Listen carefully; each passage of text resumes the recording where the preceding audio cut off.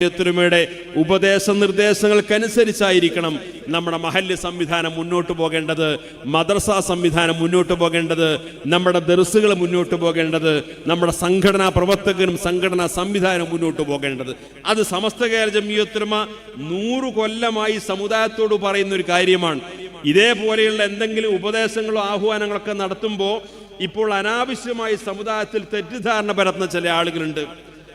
അത് ഇതിന്റെ യാഥാർത്ഥ്യം അറിയാത്തത് കൊണ്ടല്ല. ഇപ്പൊ മഹല്ലുകളെല്ലാം സമസ്തയുടെ ഭാഗമായി നിൽക്കണമെന്ന് പറഞ്ഞു കഴിഞ്ഞാൽ ആ മഹല്ലുകളൊക്കെ വേറെ രജിസ്റ്റർ ചെയ്യണമെന്നല്ല അതിന്റെ അർത്ഥം.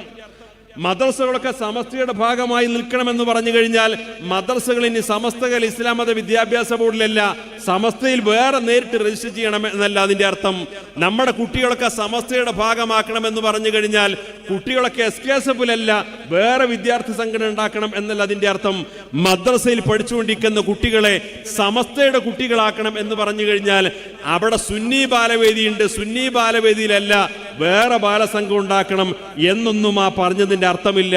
സമസ്തയിൽ മഹല്ല് രജിസ്റ്റർ ചെയ്യണം, സമസ്തയിൽ മദ്രസ രജിസ്റ്റർ ചെയ്യണം, സമസ്തയിൽ സംഘടനാ പ്രവർത്തകർ ഒരുമിച്ച് നിൽക്കണമെന്ന് പറഞ്ഞാൽ സമസ്ത കേരള ജംഇയ്യത്തുൽ ഉലമയുടെ ഉപദേശ നിർദ്ദേശങ്ങൾക്കനുസരിച്ച് അതിൻ്റെ കീഴ്വഴക്കമനുസരിച്ച് അതിൻ്റെ കീഴിൽ അച്ചടക്കത്തോടുകൂടി പ്രവർത്തിക്കുന്ന അതിൻ്റെ പോഷക സംഘടനകളുടെ ഭാഗമായി പ്രവർത്തിക്കണം എന്നാണ് ഇതിന്റെ താല്പര്യം.